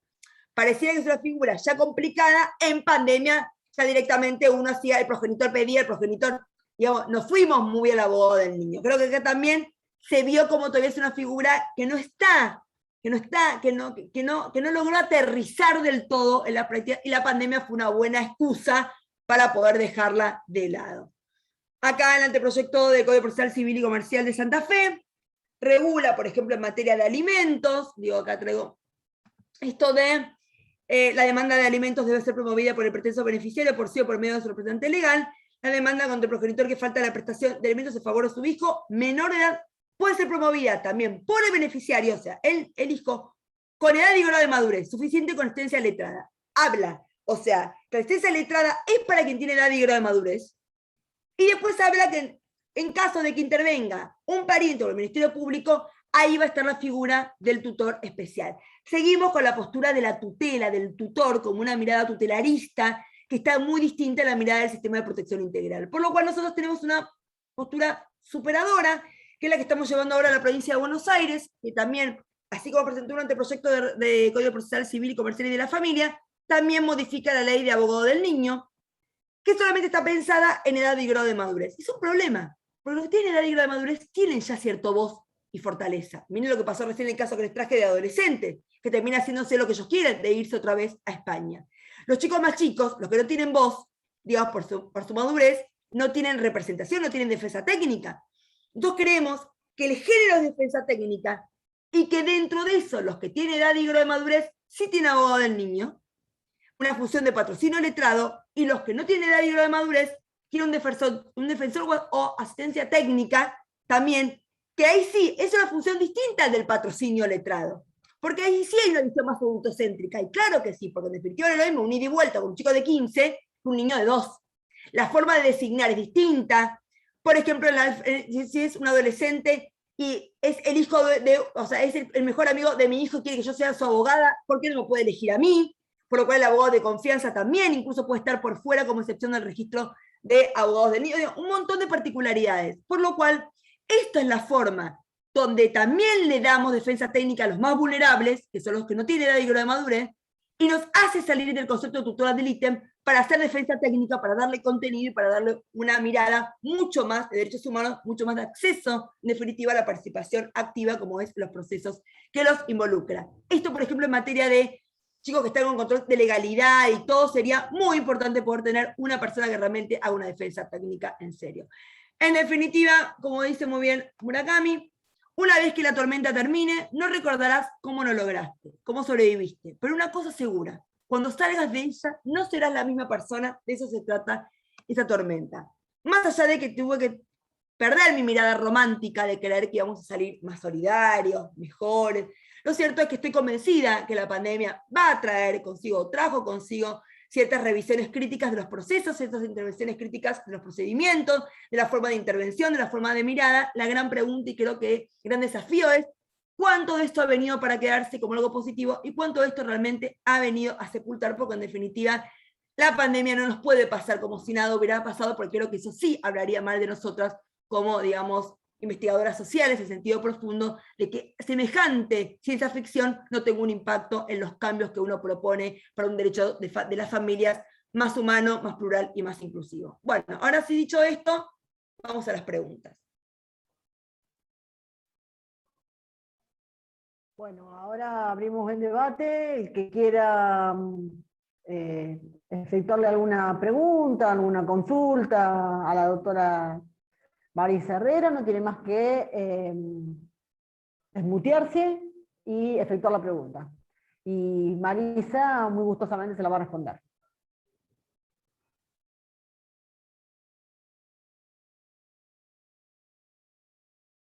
Chan. Marisa, o fuiste muy clara, algo que apoyo, porque siempre sos muy clara. No me digas que no los, digamos, no me digas que los que les doy como cierto temor reverencial, porque si hay algo que yo no genero es temor reverencial. No soy estructurada, no soy rígida, no soy verticalista, soy bastante mal hablada, así que no me digan que genero temor, porque eso no se los puedo permitir. No, doy fe que no, doy fe que no. No, me inclino por porque has sido sumamente clara. Lo van a receptar. A ver, Analía, acá me parece Sí, ahí que está. Analía- Doctora, buenas tardes. Espere que no puedo abrir ¿Cómo mi está? video. Ahí está. ¿Cómo le va? ¿cómo va? ¿Todo bien? ¿Cómo le va? Buenas tardes. Bien, bien. Lo que pasa es que tengo mi señal un poco baja, por eso había apagado la cámara. ¿Cómo cree usted que todos estos efectos de la pandemia van a ser receptados en la norma? ¿De fondo? ¿De forma? ¿Cómo van a ir acompañándose? ¿O cómo van a ir implementándose? ¿Cómo cree usted que va a disparar? A ver, a mí no sé si me preocupa tanto el tema de la reforma de fondo. Digo, ¿no? Porque, a ver, por ejemplo, cuando fue el debate sobre la pandemia, hubo, digamos, Reyes, la diputada por Santa Cruz, presidenta de la Comisión de Familia, empezó a querer ponerle artículos al código en caso de situaciones extraordinarias, en caso de situaciones. Bueno, podés hacer a todo el código repensado en términos extraordinarios, digamos, ¿no? Digo, porque esa no es la idea. El tema es, no me preocupa tanto la norma. Sí, en los códigos procesales un poco más por el tema de la digitalidad, por el tema de, ¿no?, de las notificaciones, esas cosas sí, me parece. Pero en el código de fondo no. El tema es los procedimientos y el tema es las intervenciones. ¿Qué tipo de intervención? El tema de la flexibilidad. No hace falta que tengamos, no hace falta que tengamos una reforma del código de fondo para que uno se dé cuenta que la especialidad te lleva a la flexibilidad. Que vos no podés, digamos, justamente ser esta cosa de, vaya por el vía que corresponda. No, flaco, a ver, primero decime cuál es. Esto, viste, que tienen muchos jueces y juezas, decir, te pasa por el vía que corresponda como si fuera, no te voy a decir cuál es, vos sabrás, como no te voy a cagar. Si en definitiva está detrás derechos de infancia, derechos de las personas más vulnerables, que son los temas de familia. No quieras perjudicar a la gente. En todo caso, si vos querés, decime cuál. Y la última, Yura Novit Curia, recausámelo vos, hermana, si sos jueza. Te digo, por eso el recurso humano es tan importante. Y más en diseños como los nuestros, que son cuasi vitalicios. Vos hoy concursás para ser jueza y te quedás hasta los 75 años. Entonces, y además, no rendís cuentas. Porque no es, digamos, tenés un montón de cosas que el sistema no ayuda a que haya una mayor capacitación y más. Entonces, con más razón, me parece que elegir el buen recurso humano es importantísimo, porque en definitiva, el derecho es interpretación. Y digamos, por eso la pandemia, en definitiva, mostró quién es quién. Digo, también el compromiso que se ha tenido. Yo me acuerdo que él me decía, después de 3 meses de pandemia, todavía no tiene firma digital. ¿Que todavía no firmó a 3 meses de la pandemia? Flaco, tienen sueldazos, ¿eh? Digo, no es poca cosa esto. Entonces digo, a ver, pero para eso la pregunta es, ¿tengo que reformar códigos de fondo? No, no es eso. Porque en definitiva, artículo 1 y 2 del Código Civil y Comercial. Yo tengo por eso. todo el derecho humano. Todo el universo jurídico tenés. Todo. Todo. Tengo todo. Todo. Tengo todo. Traer lo que está constitucionalizado. Herramientas, te doy todas las herramientas, las tenés. La Constitución es convencionalizada. El Código Civil es convencionalizado. El tema es cómo jugás con eso. El tema, y por eso mismo el recurso humano para mí sigue siendo central. La pregunta es, la pandemia, si te puso, por ejemplo, aquellos que no querían la notificación por WhatsApp y todo, la pandemia los obligó a tener que flexibilizar. La pregunta es, ¿estamos dispuestos a seguir flexibilizando porque eso ha sido algo positivo? Yo creo que sí debería estar. Y en un código procesal, al reformarlo, deberías mantenerlo, deberías profundizarlo, a eso voy. Pero no creo que haya que reformar muchas reformas legislativas. Y forma. Creo que debería impactar en la, digamos, en la forma de intervención, en la forma de lectura que uno tenga. A mí me quedó un poco también esta consigna que usted ha planteado en el Código de Corrientes, cuando hablaba de la flexibilización. ¿Eso es un proyecto, Sí, doctora, para reformar el código? No, es un código procesal de familia. Está de contemplado. Corrientes. Está No, contemplado. en realidad, ellos toman del artículo 5 del de Río Negro. El Código Procesal de Río Negro ya habla de flexibilización de la forma, conjuntamente con el mismo artículo que habla de perspectiva de género. En cambio, en Corrientes, más conserva, se quedaron con la flexibilización, no con la perspectiva de género del Código Procesal como principio. Pero bueno, nada, bueno. es así. Bueno, le agradezco, doctora, muchas gracias. No, nada. Y igual lo tenemos en el Código Civil, en la parte donde regula los procesos de familia, el principio de flexibilidad, digamos, en la interpretación. O sea que más Sí, allá de que obvio. lo pongan o no, me imagino que la aplicación no tienen excusa para no aplicarlo, digamos, y para Sí, ponerse pero también rígido es con cierto, algunas cuestiones, ¿no?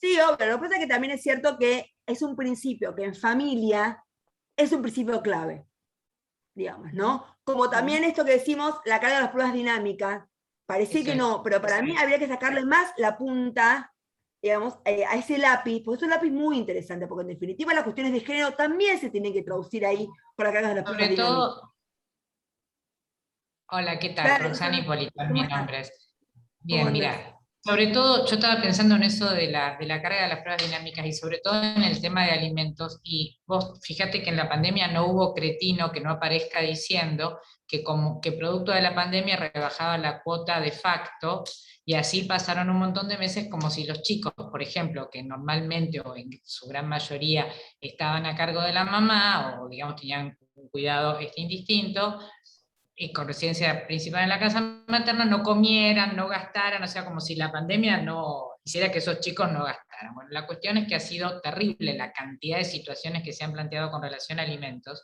y vos te das cuenta de que hoy estamos con millones de planillas, practicando planillas, dejándolas firmes y notificando, para tratar de cobrar todo ese incumplimiento alimentario que en la pandemia fue moneda corriente.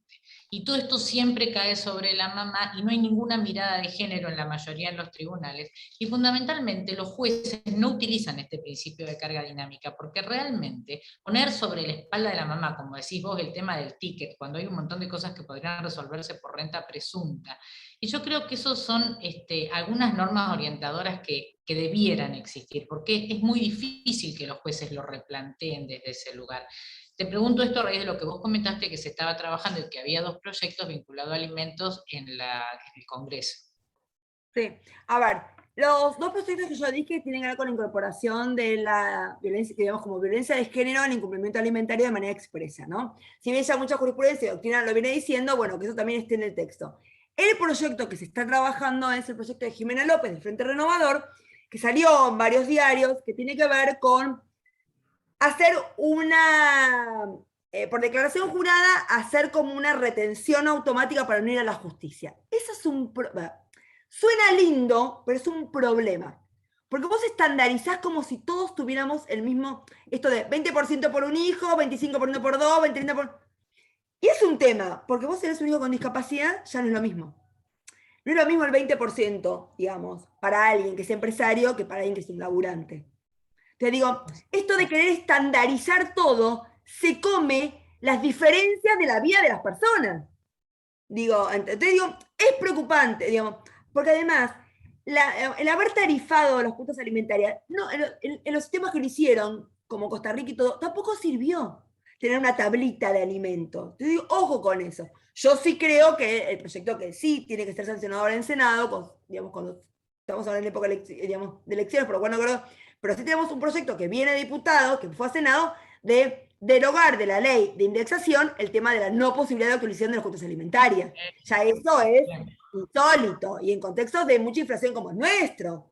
Que vos tengas que obligar siempre, incidente de cuota alimentaria, incidente de aumento, digamos, un incidente de aumento, siempre está la carga digamos que la carga de la mochila de las mujeres. Yo creo que es insólito que no pueda, y de hecho cuando hoy tenés juzgados de que te permiten y te homologan los convenios que tienen claramente pautas de actualización. Entonces, es según el juez que me toque. Y una cosa insólita, creo que no hay peor para el sistema judicial que según el juez que me toque, el que tiene una mirada más open mind y derechos humanos sí, el otro que es legalista ultranza, no. Y bueno, tengo un problema ahí. No, Marisa, perdón, buenas tardes. Y las Hola. mamás que están ¿qué tal? Que están a cargo del cuidado, te dicen, yo tengo que asumir con el 100% de mis recursos. O sea, y él con el 20% que me pasa, y el fin de semana cada tanto que los viene a buscar, estamos. Entonces también abrimos más la brecha, desigualdad y todo el peso sobre la mochila de la mujer. Yo lo he empezado a plantear así. No importa si es el 40 o el 60. Es lo que los chicos gastan y lo que ellos necesitan para vivir, para llegar a fin de mes. Los chicos son de los dos. Los dos saben lo que gastan estos chicos. Entonces, el 20, o sea, ella tiene que asumir con el 100% y más todos los gastos de los chicos. Entonces, esto... Sí, con una cosa encima, ella no puede negarse o no poder no hacerlo. Porque No. ella al vivir con los pibes está enfrentada todo el tiempo a tener que hacerlo. ¿Entendés? Me dice, el 150 más, porque encima me endeudo, porque no llego. Y él me pasa el 20. O sea, ojo con los porcentajes también, pues yo lo estoy planteando, esto acentúa aún más la brecha de desigualdad. Sí, obvio. Yo también comparto, por eso yo fui crítica de ese proyecto. Lo que pasa es que, a ver, cuando me llama Jimé y me dice, bueno, Marisa, sentémonos a charlar y a poder ver qué es lo mejor que podemos sacar, yo claramente voy a estar siempre, porque yo quiero mejorar el sistema, digamos. También es cierto que, digamos, podemos llegar a pensar, aquellos que están en blanco, digamos, no sé, de no tener que iniciar un juicio y poder, digamos, lo estamos repensando, pero bueno, todavía no hay algo definido, por eso no lo quiero acá tampoco blanquearlo, que todavía estamos pensándolo internamente, Sí. pero digo, es una preocupación esa, ¿no? Y además, eso lo puede hacer solamente los que están en blanco, y en realidad mi gran problema es los que están en negro, los que tienen, digamos, changa, los que tienen, digamos, porque es eso a quien no le puedo justamente, porque no tarde o temprano al estar en blanco se lo voy a embargar. El problema es al que está en negro, ¿cómo hago eso? Bueno, es un problema también. O el que tienen sociedades, bueno, ¿no? Lo que es más difícil de poder enganchar. ¿No es? Sí, pero por eso es que yo te decía un poco el funcionamiento, a lo mejor, desde la ley, de la posibilidad del tema de renta presunta, porque es escandaloso que la mujer que hay cosas que son casi obvias, porque el tipo tiene barco, auto, avión, etcétera, etcétera, y paga una cuota de 40.000 pesos, o de 30.000, 25, de 22, y no se lo encontrás y no sabés qué embargarle, cuando se ve que en los jueces hay mucha reticencia a medidas que son claras, que no pueda salir al exterior. Yo te puedo garantizar que en un determinado nivel medio alto, al que no paga la cuota alimentaria, si se le pudiera impedir salir al exterior, vos tendrías el tema resuelto. Pero perdón, vos eso lo podés pedir por el artículo 553 del Código Civil y Comercial, que te dice, Pero no te lo dan, los jueces no te lo dan. No te lo dan.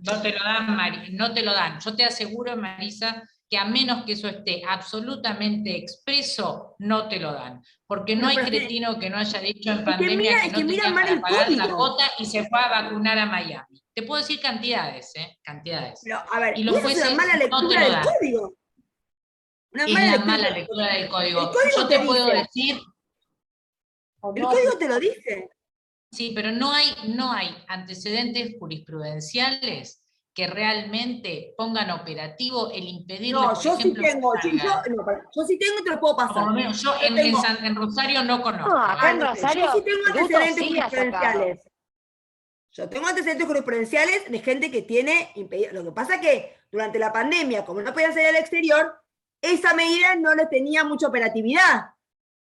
Por eso no la pedían en pandemia, porque en pandemia pedían pandemia el país, no sí. quiero salir más ninguno. ¿Entendés? Pero post pandemia funcionaría. Pero es que hay sentencias. Yo te puedo pasar, si quieren, un montón de sentencias donde se ha hecho lugar, no solamente eso, se ha hecho lugar a sacar la licencia de conducir, aunque el tipo dijera yo con esto es parte de mi trabajo. Incluso también en esos casos, digamos, de hecho salió ayer uno de alguien que también le sacan la licencia de conducir, digamos, o sea, tenemos, porque dice cualquier medida razonable ante el incumplimiento. Hemos tenido el famoso caso, ¿no? De los tipos que le copan la bailante y no puede entrar a la bailante, el tipo que le copa el fútbol no entra, el tipo, digamos, que un abogado que tuvo que hacer trabajo comunitario y poner en la cartelera del Colegio de Abogados de Mendoza que en el marco del expediente tal, tomo y folio tanto, tiene que dar trabajo comunitario, el tipo le escarachás, por lo cual el tipo terminó pagando. A ver, eso es creatividad, se ha permitido y se ha hecho lugar a eso. Me parece que tenemos sentencias. Yo creo que ha sido de los artículos, después de 6 años del Código Civil y Comercial, el mejor artículo que ha dado lugar a la práctica es el famoso 553, hasta ahora. Digamos, y hay de muchos colores y de muchas cuestiones eso, ojo. ¿No es?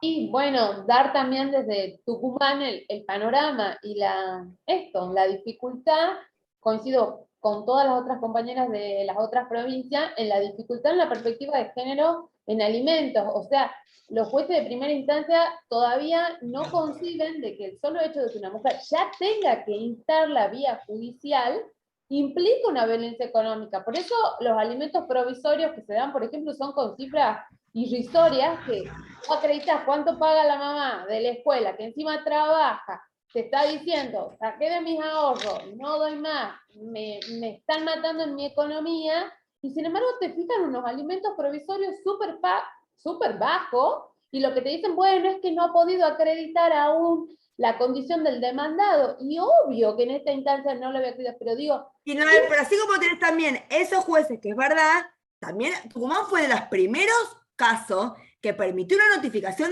de una demanda de alimentos por Instagram a un jugador de fútbol, donde el tipo se estaba mudando de los Pumas de México a no sé dónde, o de Los Ángeles a casa, no sabía el domicilio, y el tipo tiene Instagram y lo notificaron por Instagram. Digo, claro, volvemos a esto, Mari, de que depende del juez que te toque, ¿me entendés?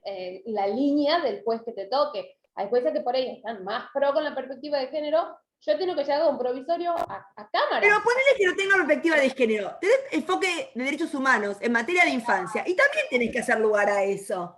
Porque en definitiva, no es o a uno o a otro, es a ambos. Digamos, o sea, no tenés enfoque de derechos, básicamente. O sea, te comiste los artículos 1 o 2 del Código Civil y Comercial. No tenés lectura del derecho civil de hoy, que es otra cosa. Y bueno, digamos. por acá no escuché que se haga ruido acerca de un código procesal de familia, que muy bien nos vendría, porque si bien tenemos los artículos de fondo, el hecho de estar, que se discuta sobre un código y que después se sancione, le da un peso que quizás los empuje un poquito más a los jueces. De acá no capaz que vos tenés más idea, Mari. No escuché nada. No, yo estoy muy, digamos, enojada con el último concurso para camarista de familia. Tucumán tiene cámara especializada en familia y sucesiones, ¿no? Vos tenés un concurso, tenés 2 casos para poder, digamos, que forman parte del examen. ¿Y qué decís? Mínimamente para tener una mirada integral. Un caso de familia y una de sucesiones, dirías, ¿no? Mínimamente. Bueno, serían sorteados 2 de sucesiones, que son 2 casos pésimos. Por lo cual, ¿cómo podés realmente evaluar la versación de alguien cuando los temas de familia son los que más tienen esta complejidad, esta versación, digamos, temas de género, cuando tocan 2 temas pedorros, que no te va a tocar nunca en la vida, de indignidad, que va a haber 1 en 1.000.000, digamos, y así tenés que evaluar a camarista de familia. Te digo, me parece que tenemos que mejorar el sistema de cómo evaluamos, digamos, por eso yo estoy enojada en algún punto, pero bueno, nada, digamos, que en definitiva no es poca cosa, porque es el recurso humano, y ojo, los casos más complicados de familia van a cámara, y la gran mayoría de nosotros no tenemos cámara especializada. Otra gran falencia, porque vos vas digamos, en una primera instancia, cuidada, con el equipo disciplinario, con todo, vas a cámara. Para los civilistas y comercialistas clásicos, los temas de familia son un perno, digamos todo. Y además, muchos de ellos quisieran que no entren nunca mis hijos si tengo que tener un conflicto, porque la revictimización es feroz, feroz. Bueno, digamos, me parece que hoy en día, en el 2021, seguir teniendo cámara no especializada es un problema. Es la no lectura del código, porque el código te habla de la especialidad y no te dice solo en primera instancia. Por eso y las 100 reglas de Brasilia también, que son obligatorias. Las 100 reglas de Brasilia también habla de eso. Bueno, también. Entonces digo, me parece que también ahí es una duda pendiente que cada vez se hace como mucho más pendiente en algún punto, o sea, como mucho más grosso la falta, digamos, de cumplimiento de una regla con eso. Bueno, ¿alguna pregunta más? ¿Estamos? ¿Alguien quiere realizar alguna pregunta más a Marisa? Así Miren, no la como liberamos. alimento fue el tema en pandemia, ¿eh? Sí. Fue el tema en pandemia, alimentos. No casualidad que terminemos hablando de esto. Y Cumplimos con violencia, el... Sí, también, lo que pasa que en algún punto, cuando, digamos, los temas de violencia ya se venían trabajando de antes, porque, digamos, en términos de derechos humanos, la afectación es muy severa y es muy, muy grosera, ni hablar los casos de femicidio, ¿no? Que es como la violencia extrema. Sin embargo, sí. pandemia puso a los alimentos en una agenda distinta a la que venía, ¿no? Digo, Sí. creo que en esto hubo un cambio cualitativo sustancial. Creo que sí. Ay, qué linda charla, gracias, me encantó. No, de Bueno, nada. Te deja la Bueno, cabeza así como pensando mucho. Bueno, esa es la Marisa se idea. caracteriza por eso.